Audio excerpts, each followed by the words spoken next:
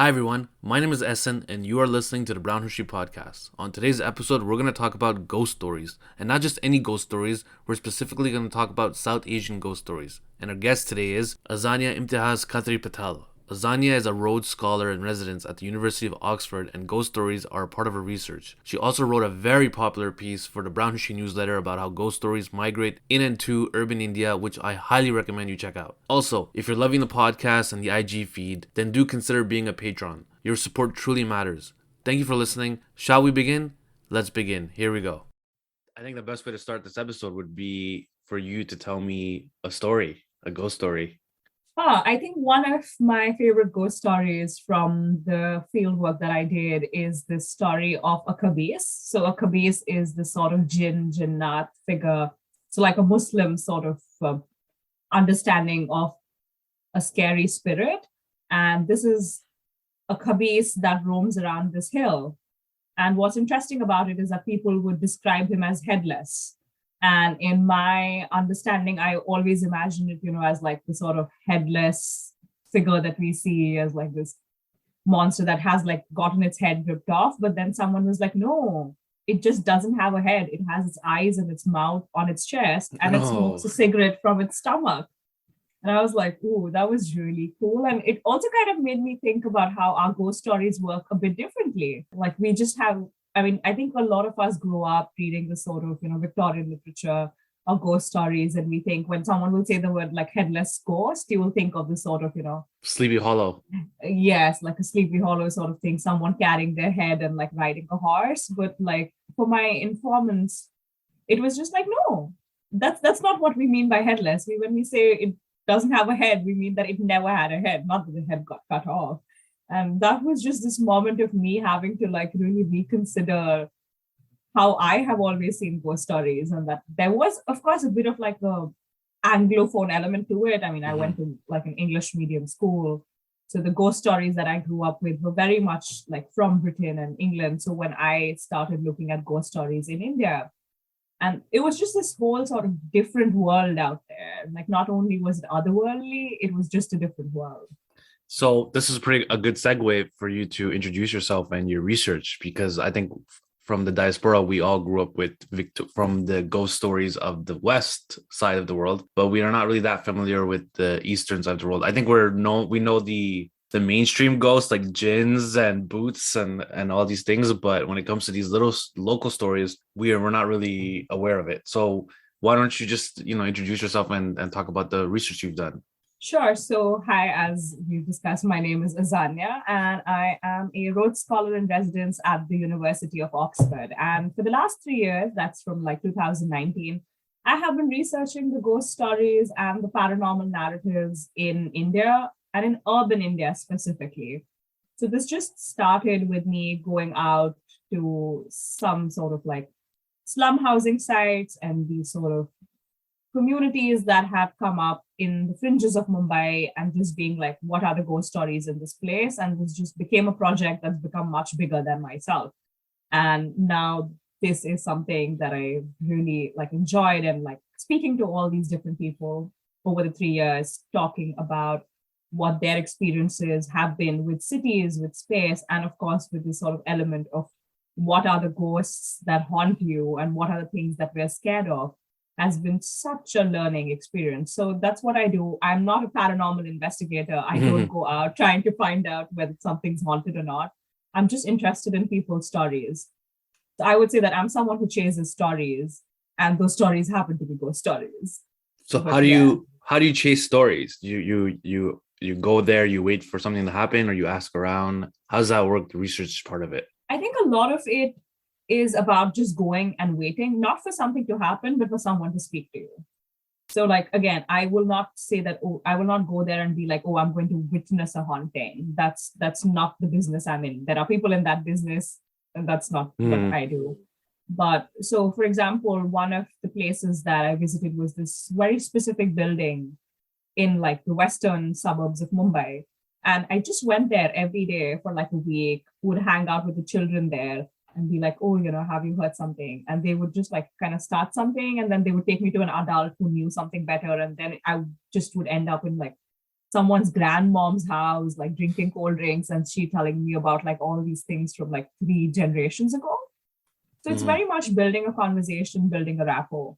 I mean, with COVID, it's of course become a lot more difficult. Like I've been in England very pretty much for the last year plus, so I haven't been able to go to any sort of like places.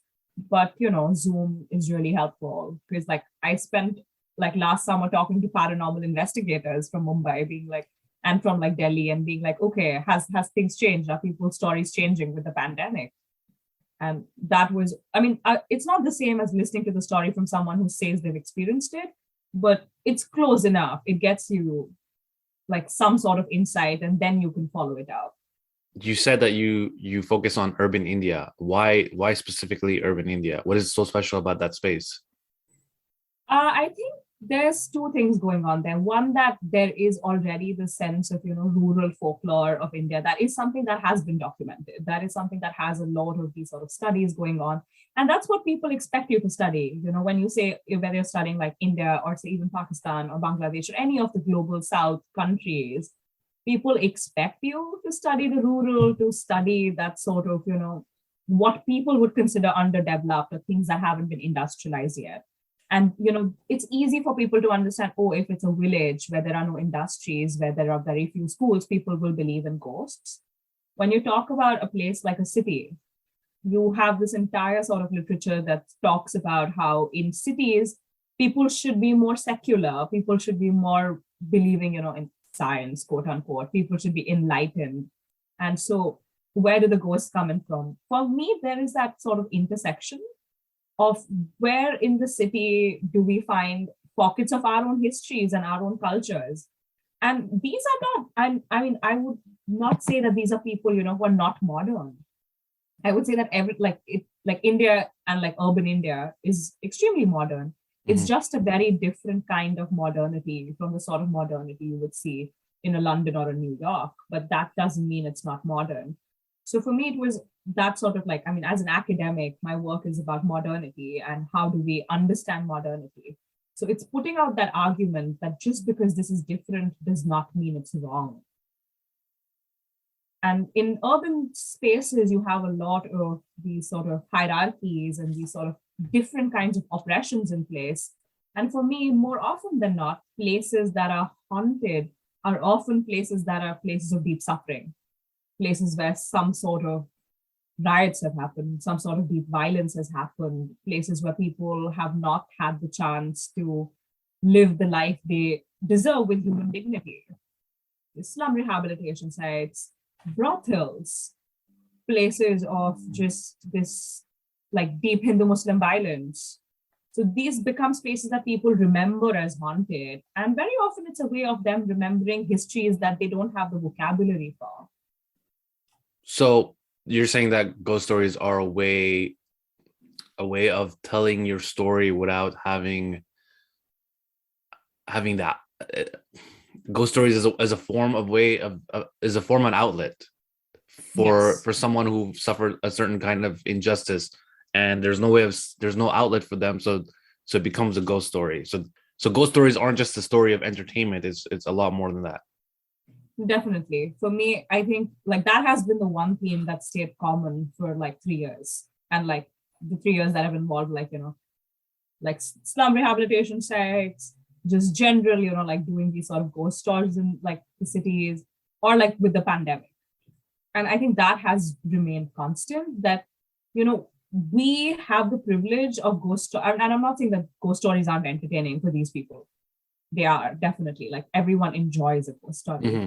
but they're also this way of expressing something that has not had space before.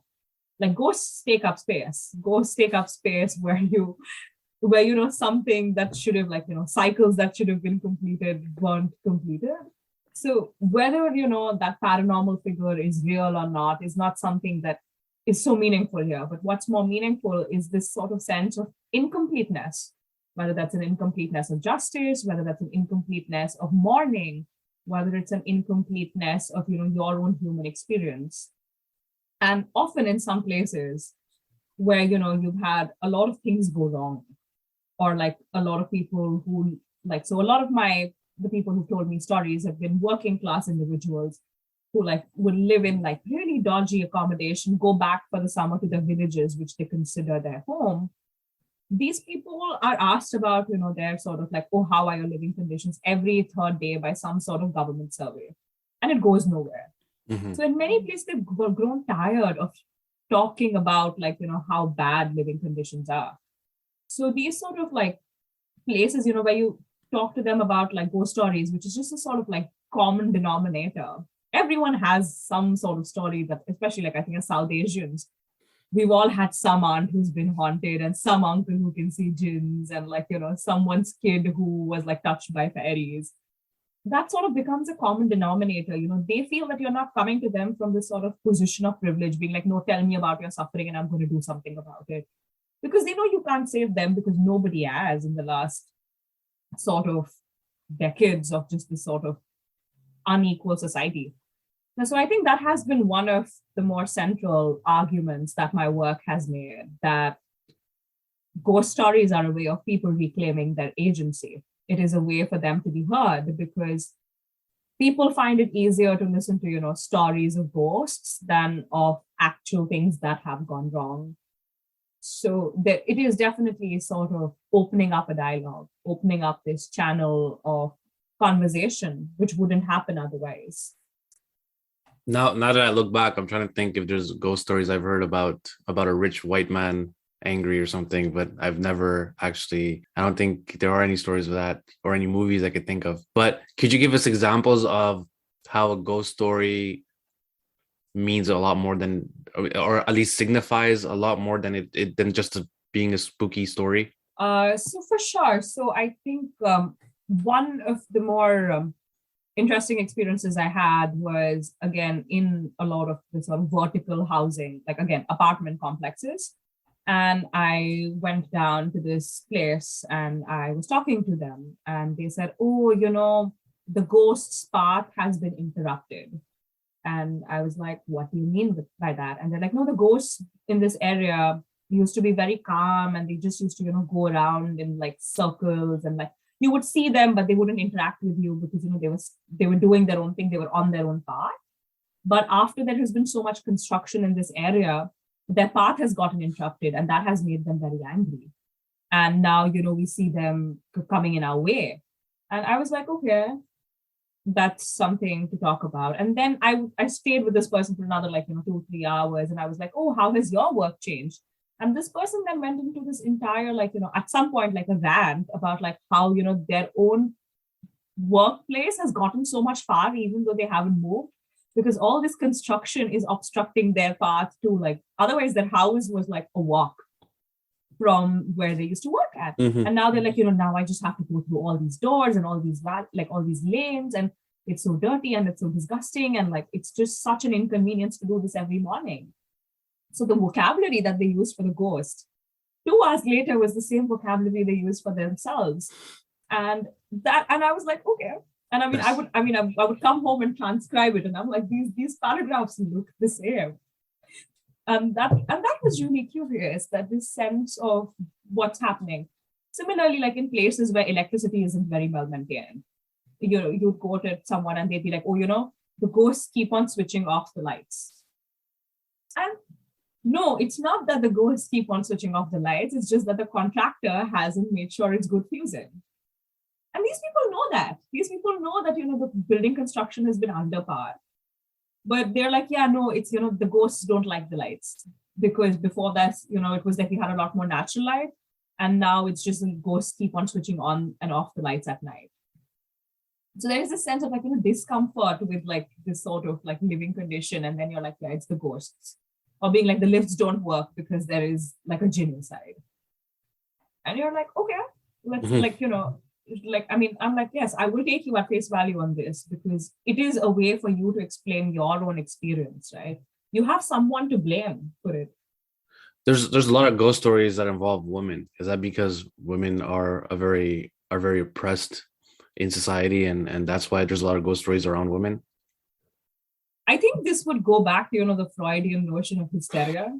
Very honestly, it's very easy for all of us to explain, womanly outbursts as like some sort of hysteria. And in like, say, for example, a South Asian context, a woman not behaving in the way she should, being like, oh my God, she like left her husband, she's possessed, or like, she's not had children, she must be cursed by something. Yeah, like definitely there is this sort of, when you deviate from the norm. And I think the article that I wrote for Brown History, I do talk about how there is a lot of literature about how like the more oppressed classes of society, whether it's caste sort of oppression, there have been like deep ethnographic studies on how those are the people that have had more exorcisms or possessions or that sort of like, feeling of being that you are not in control of your own body. What is possession but that? So yeah, I mean, and of course, the whole stories of chudels are like I mean, in a lot of like these understandings, chudels are women who died before giving birth to a boy child, which in of itself is quite a patriarchal notion, because it doesn't just go to like, oh, she didn't give birth to a child, which of course would be something suspicious. But it's more specific. It's like she didn't give birth to a boy child, like her lineage didn't go forward. Right. So she didn't do her job, so now she's stuck. So there is definitely a lot of coding that happens, Like I remember my own grandmother telling me that, if you leave the house after Maghrib, which is like after the sunset prayer, never leave your hair open, because like, a jinn will catch you. Which of course is this sort of, way of like, there is an element of, body policing there. Or like, you shouldn't like wear a lot of perfume when you're going out to this sort of area, because you will attract something evil. And more often than not, it also like ties into like broader constructs of rape culture. But, it's euphemistic. Like you don't necessarily mean that, a jinn is going to come and attack you. You do mean that, if you dress like that, you're going to quote unquote attract the wrong kind of attention. So of course, the gendered element definitely plays in with women ghost stories, or the ghost stories that are told to women. Do you find there's a difference between the ghost stories culture in the East as to comparing to the ghost story culture of the West? I mean, right off the top, I could say that with the East, with the Pakistan, India, South Asia, it's very incorporated in our day-to-day daily activities and religion and culture, and it's all very intersected. But with the West, I think it's a little more isolated from each other. No, I think you're absolutely spot on with that. So I did run a very small project in Oxford where we tried to do this Halloween event, and I was quite excited about it to get to do my ghost story work. So basically the way the project went in Oxford was very different from the way it would have gone in Mumbai. So one of the first things that stood out to me was the fact that the ghosts, at least in England, I don't know about the States or Canada or any of the other global north countries, the ghosts in England have stayed the same for like 5 centuries. Like it is the same ghost that's been doing the same things. It's like one of the ghosts was this ghost of a woman whose husband or her lover died in a war. And then she just like cries outside what used to be her house, which then became a bank and is now a hotel. But she's done the same thing. Apparently, she goes to the window and she cries because, she died of heartbreak. Whereas ghosts in India change. They become modern. So, I mean, one of the stories I heard was of this chudel, a witch who would go to a well and try to steal children. Well, now that well doesn't exist anymore, there is like a really long spiraling staircase there now. So this chudel sits on the staircase and tempts kids with chocolates. Like it has gone from being a laddu, like a very traditional sort of sweet, to becoming a chocolate because, the chudel is intelligent. That's funny. Whereas, so I'm like, our ghosts adapt because, they're so everyday to us. Like, the stories change and, we make them more, I mean, I don't know whether we make them more accessible to us. They start fitting into our context. Like if a house, became like a bank and then became a hotel in India and it was supposed to be haunted, I'm sure, the ghost would start doing things like, throwing like things at the guests or like breaking mirrors or just like, or like, classically, it would be like if it was a ghost of a heartbroken woman, it would like haunt the honeymoon suite because it was so angry. So I'm like that was like the biggest thing for me, that the ghosts here have not changed. They do the same thing they've been doing for 300 years. And that was, I mean, I don't have an answer as to why is that. Maybe because they're so separated, but that was just like the first thing. I'm like, okay, their ghosts have like been stuck in time. Our ghosts move around. They're like, they have also modernized, they've also adapted, they also use the internet. So I'm like, yes, this our ghosts are, that part was a joke. I mean, I'm not sure our ghosts use the internet. Have you spoken to paranormal investigators, these type of characters? How are they? What are they like? And do you believe in their occupation?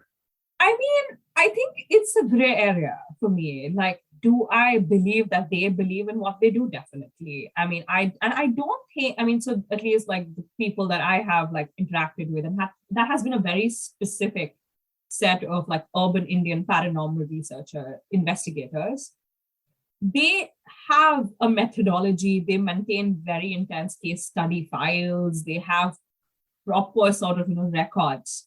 So I would say it's very different to say something like, a Peer Baba sitting in a dargah or a Pandit sitting in a temple trying to do exorcisms. So I say there's like, I mean, I would definitely say that there is like a difference. They have like this more sense of like Western credibility to them. And as people, they're honestly really nice, genuine, normal people. If you met them on a day-to-day basis, you wouldn't know they did something like look for ghosts and like try to clean places of paranormality on a day-to-day for like as like their daily income. About the fact of whether I believe in their work, I mean, I say that even like in all of my interactions with them, they've said that 99% of the times when someone tells us that a place is haunted, there is an underlying reason behind that. That place is not really haunted. It could be something to do with the wiring. It could be something to do with the electricity. It could be something to do with, psychological traumas. Mm-hmm. And I think there is merit to that approach where you ask people who believe that, they've been haunted or they're possessed or like there's something going wrong, to ask them to first look at all the real rational reasoning. And I think we can benefit a lot from that because the stigma that we have towards like mental health in the global South is not funny. A lot of people with very diagnosable conditions like schizophrenia or bipolar disorder get like dragged to these sort of very inhuman conditions because they're being exorcised, or like you believe there's like 10 people possessing their body when this is something that could be solved with medical care. Mm-hmm. So I think there is some merit to having individuals like these who are, because who are on both sides of that argument. Because someone who is convinced that there's a ghost in the house is not likely to believe like a psychiatrist who comes in and be like, no, actually you need like a dosage of so and so medication every day for the next 3 years. So I think there is a lot of merit to using that. I mean, I am still on the fence myself about how much do I believe in paranormality and all. I mean, but I'm a very big advocate to like, we need to look at rational reasons first before dragging someone to like some sort of religious site and getting them cleansed of like horrors, because those things go wrong. And like we've had people die because of things. We've had women tortured, we've had women raped, we've had children put into horrible positions that are going to traumatize them for the rest of their lives because we find it so hard to believe that mental health disorders exist. So I think it's like this sort of huge, how do we navigate it is like going through it step by step a better way. I mean, I would say yes, like, it's about easing our own cultures into like broader understandings because they are so set in their ways. But yeah, otherwise, I mean, I think the paranormal investigators are playing an interesting role. It's not very widespread yet. And I mean, I think it remains to be seen how this one's going to go in the next few years. But it's definitely had an increase and there's more uptake, again, with like films like, Paranormal Activity or like Conjuring. And like the consumption of that has made people a lot more open to this sort of, let's look at it scientifically. Is it scientific? If I say that, my university will throw me out. So no, I don't think it's scientific. That's the wrong word. Do I think that it is some form of research? Definitely. It's not empirical, it's not replicatable, it's not positivist, it's not something that someone in a physics department is going to call valid research, but I think it plays a role. I think it contributes somewhere. It is producing some form of knowledge. And this answer is very academic. Yeah. So we've been talking about the birth of ghost stories and how they come from kind of injustice, oppressive scenarios, and from maybe something bad happened, and it represents that. Would it make sense to the way to end the ghost story would be to go down to the root and give whatever injustice that was, to give it justice, and to maybe, if someone's being oppressed, to not oppress them anymore. Does that make sense? It does. And I mean, I'm going to give a very funny example for this, but I think it's a great one. Have you seen the film Bhul Bhulaiya? Yeah. Okay, I saw it a long time ago. The story goes is that there's a woman. No, there's a Akshay Kumar is in it, of course. To save the day. From what I remember, it was a love story, and it was a love story. Yeah. Okay, you know what? You say it. I don't remember. I mean, brief outline. Woman comes back to India from America with her husband. They're both expats, but he's also a prince, if I'm remembering this correctly. They decide to live in their ancestral Haveli or their house. And this woman has like love stories all of her life. And she has abandonment issues because she was abandoned by her parents, and then her grandmom died. And then she gets really obsessed sort of with the story of Manjalika, who was apparently a courtesan who lived in that vicinity, and her lover, the courtesan's lover, was killed by the king because he wanted to be with the courtesan instead. And then she killed herself, and then the ghost haunts this. And the story at some point becomes that Vidya Balan's character gets possessed by Manjalika, but she also has bipolar disorder, I think. So, and Akshay Kumar is this weird, like semi-psychiatrist kind of exorcist person. But anyway, that premise aside, the film, the climax part of the film involves them recreating this moment where Vidya Balan, who is like now Manjalika, like basically her personality is now that of the courtesan, gets to kill a dummy of the king. And that, basically like completes her need for like revenge, and also completes her psychological need for like, reclaiming her own body. And that ends the possession. Now, it's a weird film. I'm not going to say it's like peak cinema, but I think that arc that film follows is actually a very good arc as to how we can like see the end of a possession. Because the end of a possession involves with you reclaiming your own narrative. I mean, I've been reading a lot about trauma recently and about like my own experiences with how do I feel about being quote unquote, like metaphorically haunted by some things from my past. And I think a lot of the way those ghosts go away is when you give them the space and you let them do what they needed to do. Really? It's like, yeah, I mean, it's that sense of like, like that inner child theory that you give your inner child a hug, or you give your inner child what it was not given. I think ghosts are sort of like that. Interesting.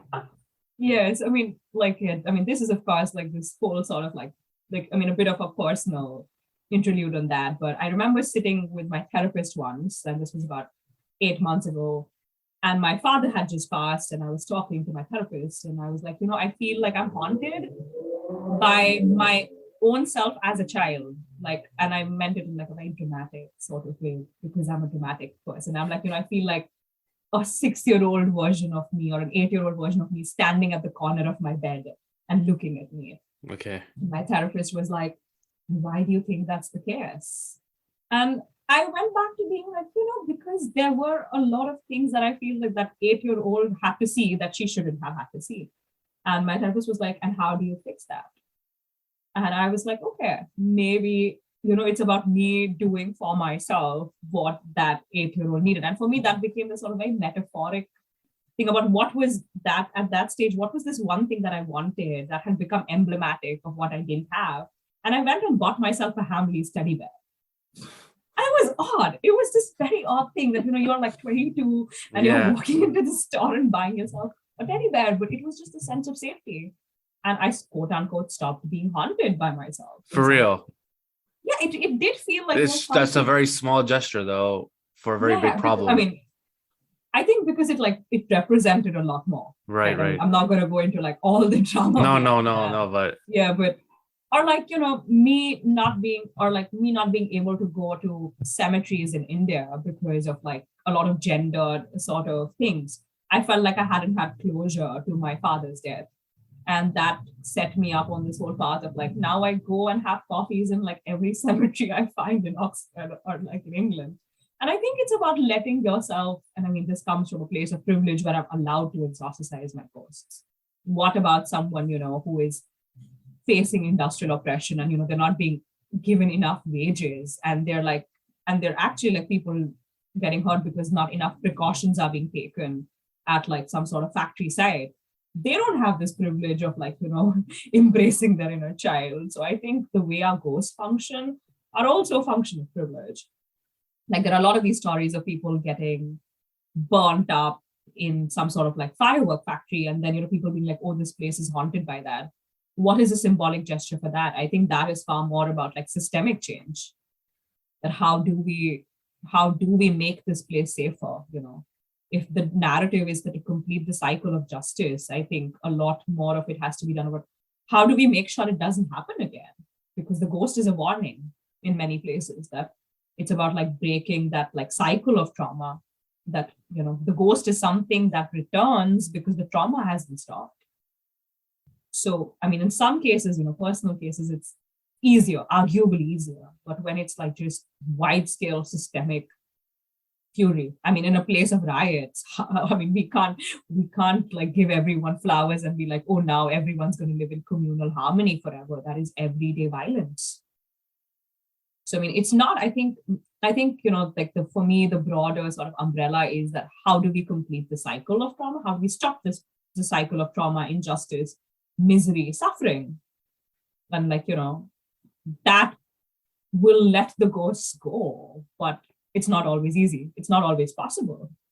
And then yeah. the ghosts become warnings that we must listen and reconcile with the past, because I think there's that quote, right, that if we don't understand the past, we are doomed to repeat it. Mm-hmm.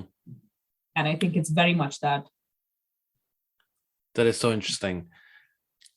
I think anybody listening is probably wondering, do you believe in ghosts? Like the actual ghosts, spirits? Academic answer, not relevant to my work. Mm-hmm. Personal answer, well, I mean, I'm a practicing Muslim. I have believed in jinn, jinnat, and like, the other world since I was born. I also think that if we live lives where we believe that the only things are real are the things that we can see and experience and test, we're living boring lives. So, I mean, I like to believe in the idea of magic. I like to believe in the idea of there is more than us. And I also think it's very arrogant that if we as humans believe we're the only intelligent entities out here. I think there's like more than what we can see. Okay, that's a very general diplomatic answer. Yeah, very diplomatic answer. I'll take it. But yeah. I'll take it. Speaking of jinns, okay. Is there any, I mean, we just went really deep into ghost stories and the reasons behind ghost stories and what they could represent, warnings, or maybe a voice that was not heard or acknowledged. When it comes to jinns, I mean, Islamically, I don't think, from what I remember, jinns don't really have a big metaphor of something that's related to humans. It's its own thing. Or I guess people can use jinns as a way to amplify, to cry for help, to warn, so I guess that's where that comes in. Yeah, for sure. I mean, so again, like, I mean, not an expert in Islam, but definitely, I mean, in Islam, you don't have the concept of the dead coming back. So, you cannot have a traditional sort of ghost. But I mean, the jinn is its own thing. It's like the beings of fire, and they like exist separate of the human being. But I mean, as people, we are going to find vocabularies for our hauntings. And I think in a lot of Muslim neighborhoods where I would go, and very often these Muslim neighborhoods would intersect with like more predominantly Hindu neighborhoods.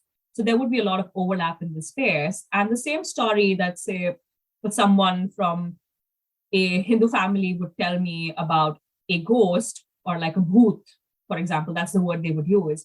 In like a more practicing Muslim household, the same story would be told, but the word bhoot would be replaced with the word jinn. Mm-hmm. So I think the function is the same, but it's more about fitting it into your own cultural context, because you're believing in as more of like, not as the dead that returns, because that is not compatible with your Islamic beliefs, but you do know that you want to believe there is something else here at play.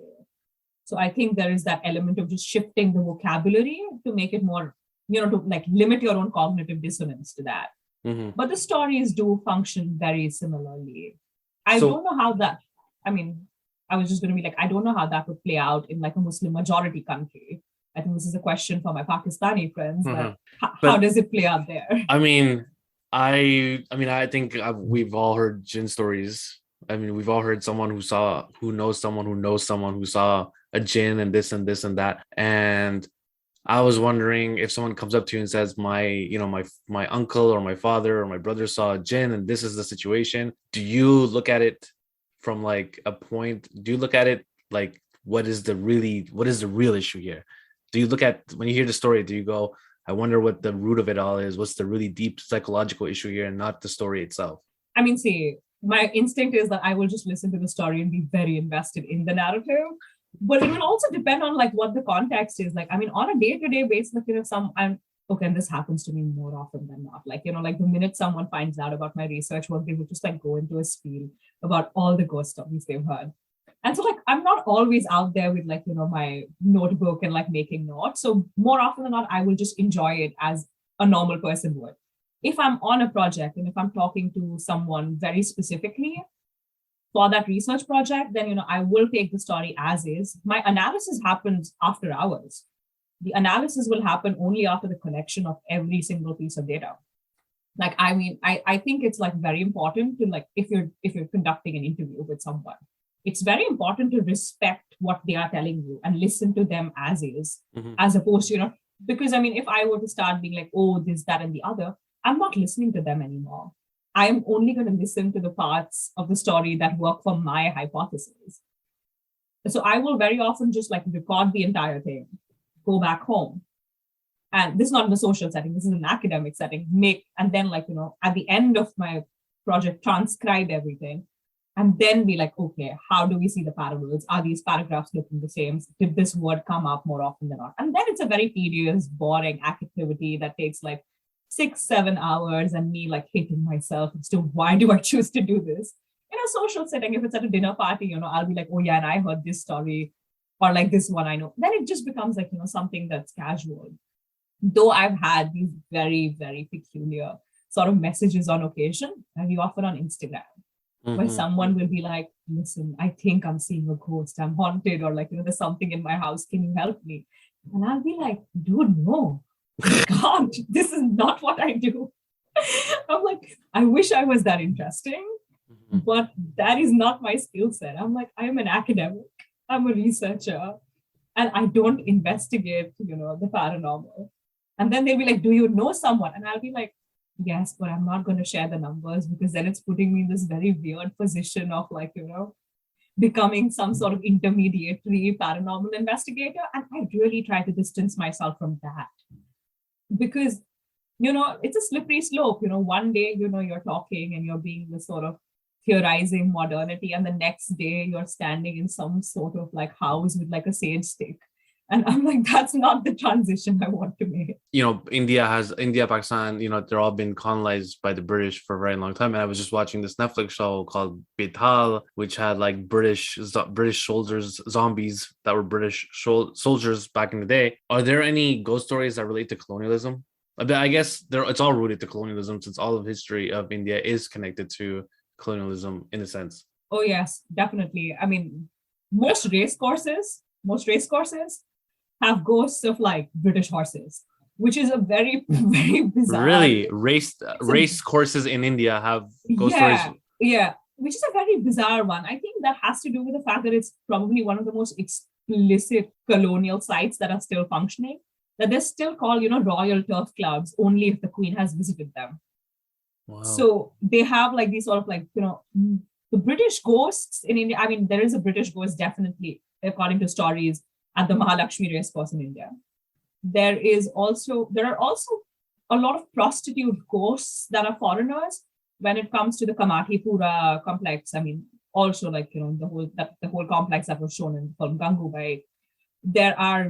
There is like a lot of stories because a lot of people would bring sex workers across borders, and then, they would die in India, which was a foreign land to them. Mm-hmm. And this is not just like white women, this is also like a lot of Japanese women. There's a whole Japanese cemetery in Mumbai, which is one of the sites I'm the most fascinated by, because a lot of people are like, yeah, it's a very haunted site and there's a lot of ghosts there because, they're unmarked graves of these women who were brought here as like second wives, and then the businessmen who they came with would leave and go back to their families. But these women died on foreign land, never able to go back. And then most of the Japanese population left during the World War. So this is an unused, like this graveyard hasn't been in use for a very long time. So I think that just like the poignancy of that story of what does it mean to be a woman with no agency, coming to a foreign land, physically exploited, and then buried in a place with no one to pray over you.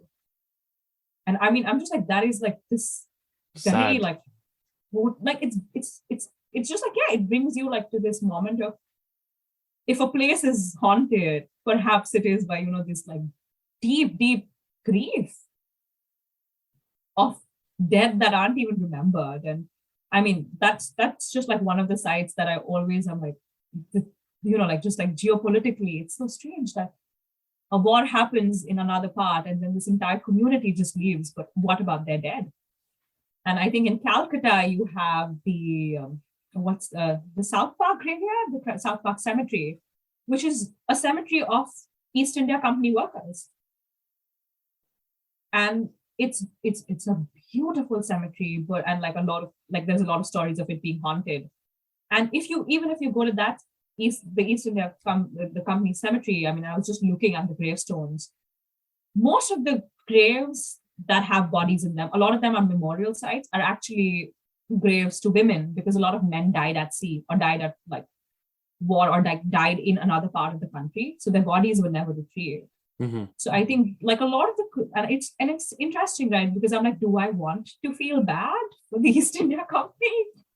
I'm like, the human instinct is to want to grieve anyone who's not been grieved. But then you're like, but what about like the years and years and like present day misery that comes along with what happened with colonialism? So I think there is that intersection of, what do we do with the colonial ghost? Do we feel bad for it? Oh, I mean, yes, it's that definitely. There are these very peculiar sites that are so deeply tied with colonialism and just the external influence that has happened on the subcontinent. What about Partition? Are there any ghost stories, do you know, that link to that? Not any that come to my mind, but I think with Partition, it's also something that's still very fresh, right? Mm-hmm. And I think it's something that's still very lived. And I do know a friend of mine who is working on this sort of oral history library about stories across the border. But I think very often when people talk about the Partition, they very much talk about the lived experience of it. Right. But I mean, I have not had a chance. I mean, I think it would be a very interesting thing to look at, and I'm sure I would do it. Mm-hmm. And like, yeah, now I'm going to make a note of this and be like, what's happening at the borders? But I think there would definitely be a lot to look into that, like whether that violence has actually given us stories of ghosts, or like, are we treating it as something that was very lived and very haunting in a very everyday manner? I mean, that was deeply violent probably the most violent thing to happen on those borders. And to conclude it, I would say that if a location or a city has the more ghost stories it has, the more stories of spirits and jinns, the more it's been through a lot, the more the people have been through a lot. Yes. It has nothing to do with if the schools are better or IQ is higher or not. It just means that it's a city that has been through a lot, and and it's going through a lot. Yeah, I think it's like, the diversity of suffering spawns ghosts. Yeah. I mean, there was this really like it was a bad inner joke between me and another researcher who works on paranormality in Victorian context, and we were like, we need to like ghost representation needs to be a thing, and I'm like, yeah, a lot of times when we talk about ghosts, we do talk about a very particular brand of paranormality. But the more, I mean, all cities are haunted. The Mhm. more like, undefined, unclosed, raw deaths, the more raw wounds there, the more history has a space to return. And the less we learn from history, the more we're going to see ghosts. And I think that's like, my little subtle warning that, we're in a time that's going to produce a lot of ghosts. And I don't know if we want to be doing these exorcisms like 50 years from now. Like, but yeah. My last question is, can you tell us about any projects you're working on or future projects you're working on related to your ghost research? I have a fair bit of publications coming out this year, which is very exciting. One of like my longest running project on slum rehabilitation sites and paranormality in Mumbai should be out sometime 2022. I have recently had an article on the pandemic and ghosts come out in the Economic and Political Weekly. If anyone wants to read that one, it's behind a paywall, but I would just reach out to me. I'm allowed to share a copy. I would be very happy to share a copy. Mm-hmm. And I am trying to work on building, hopefully, a book out of all of this. And that's the long-term project I'm working on. I am also working on a project on the Calcutta cemeteries. So I will be writing that and hopefully sharing it with Brown History. Nice. But yeah, we're working on that. So lots of ghost things are in the works. And inshallah, we see a book at the end of hopefully the next year or two. I hope so. That would be pretty cool. That's the long-term project, the ghost book. Doesn't have a title, so open to recommendations if anyone wants to. Awesome. Thank you so much. This was great. I think we have an hour now. We're good to go. Thank you so much. Yeah, this was really fun to do.